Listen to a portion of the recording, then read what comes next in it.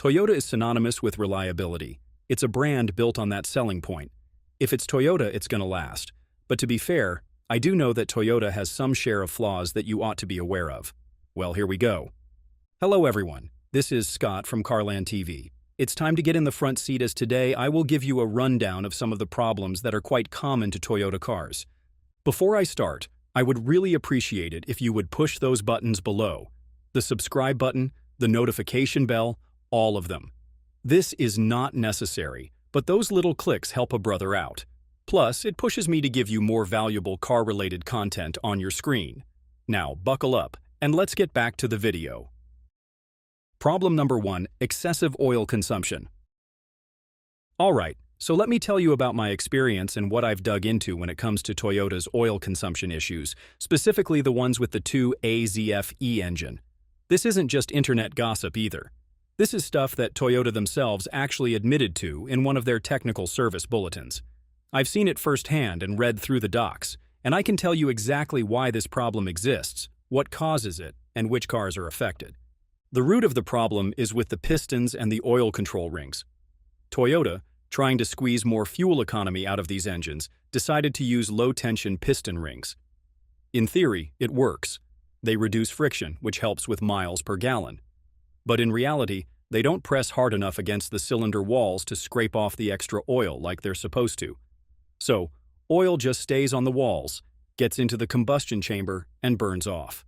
Over time, it just gets worse and worse. The design of the pistons is part of the issue too. They got shallow grooves where the rings sit and not enough oil drain holes, so oil gets trapped behind the rings. That oil turns into carbon, the rings get gummed up and start sticking. And pretty soon, they're not moving at all. Once that happens, oil starts slipping past the rings constantly, and your engine starts chugging it like crazy. I'm talking a quarter every 800 to 1,000 miles in some cases. Toyota used a hyper-eutectic aluminum alloy for the pistons, good for keeping weight down and managing heat. But once oil starts cooking on them, that stuff hardens and cakes around the rings. That's how you end up with seized rings. And the coating on the original rings wasn't anything special, so once they start to carbon up, they're done.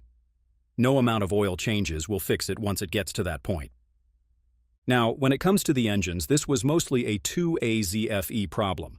I am talking about the 2.4-liter four-cylinder you'd find in stuff like the 2007 to 2011 Camry, 2006 to 2008 RAV4, 2007 to 2008 Solara, 2009 Corolla and Matrix, and the 2007 to 2009 Scion TC and XB.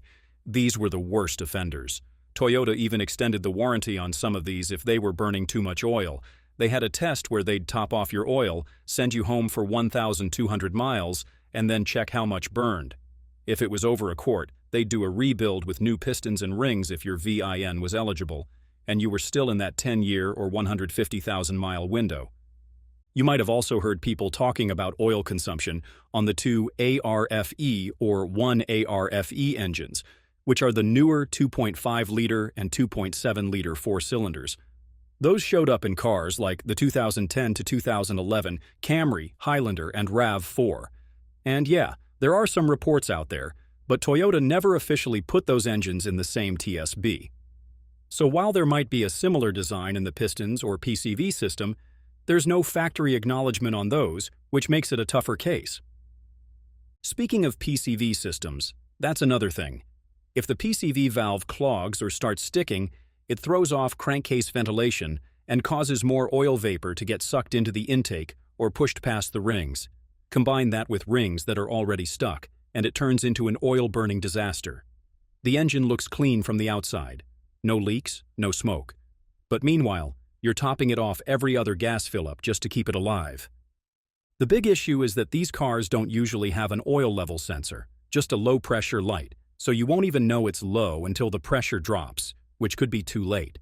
I've seen engines lock up because people didn't know they were down 2 quarts between changes. Bearings wear out, you start hearing rod knocks, maybe even throw a rod through the block.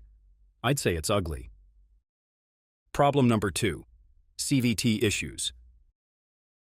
I've lost count of how many people I've seen blindsided by Toyota's CVT problems, especially in models like the 2014 to 2017 Corolla. The thing is, these transmissions might seem fine at first, smooth off the line and decent on gas. But what most folks don't know is that under the hood, that steel belt and pulley setup can turn into a time bomb if the software isn't updated or the fluid isn't changed on time. Toyota's CVT design in those years had some real flaws that led to belt slippage, weird shudders, jerky takeoffs, and in some cases, full-on transmission failure before 100,000 miles.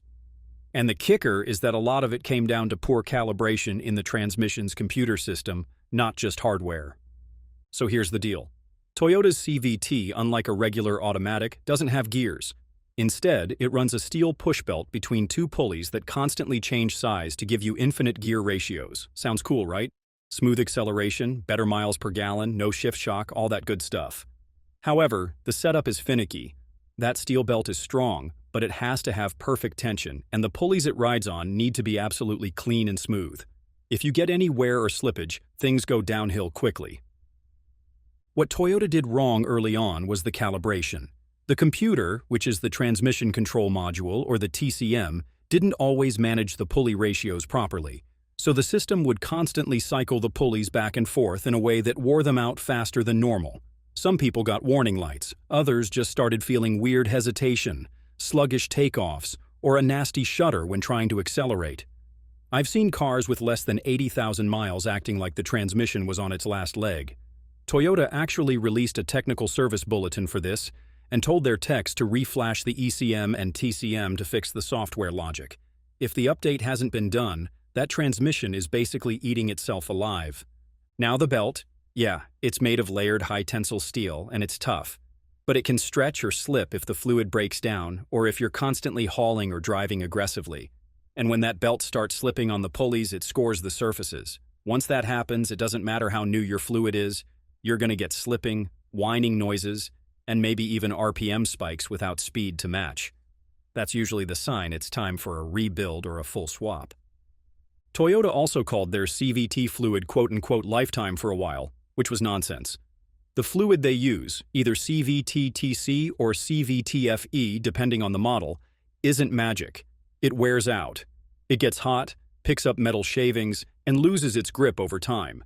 Once that fluid breaks down, it doesn't protect the belt and pulleys properly, and that's when you start getting overheating, slippage, and all that good stuff that leads to a $3,000 headache. I always tell people, change that fluid every 50,000 to 60,000 miles if you plan to keep the car. It's not just the North American Corollas either. Toyota New Zealand even had to recall a bunch of JDM imports, like the Auris and Allion, because those early CVTs, which were built around 2006 to 2008, had mechanical defects. They could just drop power completely, or the transmission would lock up under load. Different region, same problem. CVT hardware that wasn't ready for real-world abuse. So if you're thinking about picking up a used Corolla, RAV4, or even a CHR with a CVT, especially anything between 2014 and 2017, you gotta check if the transmission software's been updated and if the fluid's ever been changed. Ask for receipts. If the car's got 90,000 miles and nobody's touched the CVT fluid, you might be buying someone else's problem. Problem number 3, faulty pistons. If you're looking at used Toyotas, especially some of the older diesels or even a few of the newer 2.5 gas engines, you gotta know about the cracked piston issues. These aren't rumors or rare cases either. I've seen it myself in the shop, and Toyota has already put out official bulletins and recalls on it. The two biggest engines you need to watch out for are the 1KDF-TV diesel and the A25A-FKS 2.5-liter 4-cylinder gas engine. Different problems, but both can lead to major engine damage if you don't catch them early. Let's start with the 1KDF-TV. That's the 3.0-liter turbo diesel you find in older Hilux, Prado, and Fortuner, and a bunch of other Toyota trucks and SUVs from around 2006 up to 2014. These engines originally had strong pistons with reinforced crowns, kind of like a metal mesh fused into the top of the piston to handle high heat and pressure. But when Toyota started updating the engine to meet Euro 4 emissions, they removed that reinforcement, and that's where the trouble started. Once that crown reinforcement was gone, the pistons just couldn't handle the thermal stress, especially if the truck was hauling heavy, tuned with a chip, or had dirty injectors. What usually happens is the combustion bowl area, the little pocket in the piston where the fuel sprays in, starts to crack. It's not always obvious at first. You'll get a knocking sound at idle, maybe a loss of power, some black smoke, and eventually you're down a cylinder. Sometimes you'll see crankcase pressure shoot up because combustion gases are sneaking past the rings into the sump. I've cracked open engines where the piston had a clean split right through the crown. If you don't catch it early, it's game over for the block. Toyota actually admitted to this in the EG-008T-0112 bulletin. They redesigned the pistons again, added some beef back into the crown, and improved the injectors too. The real kicker is a lot of these engines start having problems around 150,000 to 200,000 miles, sometimes sooner if they've been abused or neglected. If you're shopping for one, or already own one, make sure the injectors have been replaced at some point and check if the pistons have been upgraded. If not, I'd start budgeting for it. Now jump over to the newer A25 AFKS engines.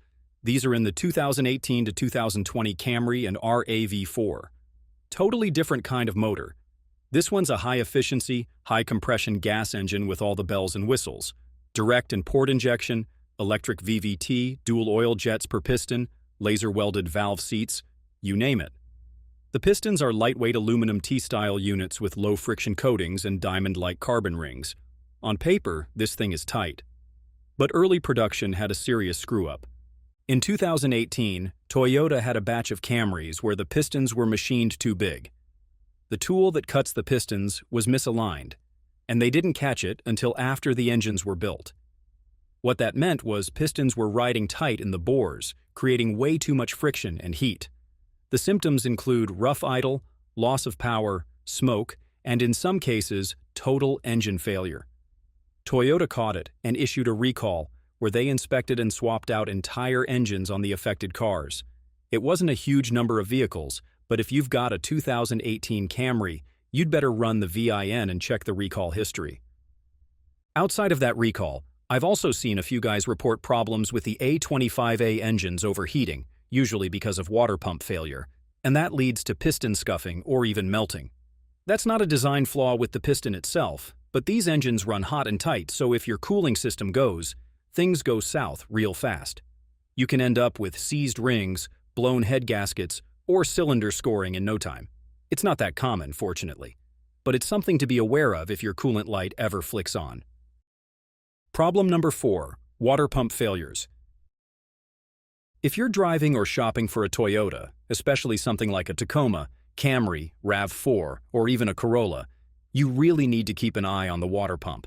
I've worked on a ton of these, and while Toyota builds solid engines, their water pumps aren't always the long-haul champs they used to be. Failures aren't unheard of, and in some newer models, they're happening way sooner than you'd expect. Let's start with the basics. The water pump's job is to push coolant through the engine and radiator to keep the whole thing from overheating. It's got an impeller inside, which is usually made of metal in older designs and plastic or composite in some newer ones. That impeller spins either off the accessory belt or, in newer setups, through an electric motor. Now, when a pump starts going bad, you're usually looking at one of a few things: a leak at the weep hole, worn bearings making a squealing or grinding noise, or outright pump failure, where the impeller stops turning and coolant stops moving. Tacoma owners, especially 2nd gen and early 3rd gen, know the deal here. The most common issue is coolant leaking from the weep hole under the pump housing. That's a built-in feature meant to let you know the internal seal is shot. Once that happens, you start losing coolant slow and steady. If the driver doesn't notice the drop in coolant or just keeps topping it off without figuring out why, the engine's going to overheat, and it's only a matter of time before you warp ahead or crack something worse. A lot of folks don't realize the pump's even bad until the temperature gauge spikes or the check engine light throws an overheat code. Over on the Camry side, especially the 2018 and newer 8th gen models with the A25 AFKS engine, it's a different kind of issue. These use an electric water pump instead of a traditional belt-driven one, and while they're more efficient and responsive, they're also more failure-prone. Toyota even released a technical service bulletin acknowledging water pump concerns in some A25 AFKS and a 25 AFXS engines. These pumps have plastic internal components and rely on electronics instead of mechanical tension, which means if something glitches in the pump motor or it binds up, coolant stops moving and the engine overheats fast.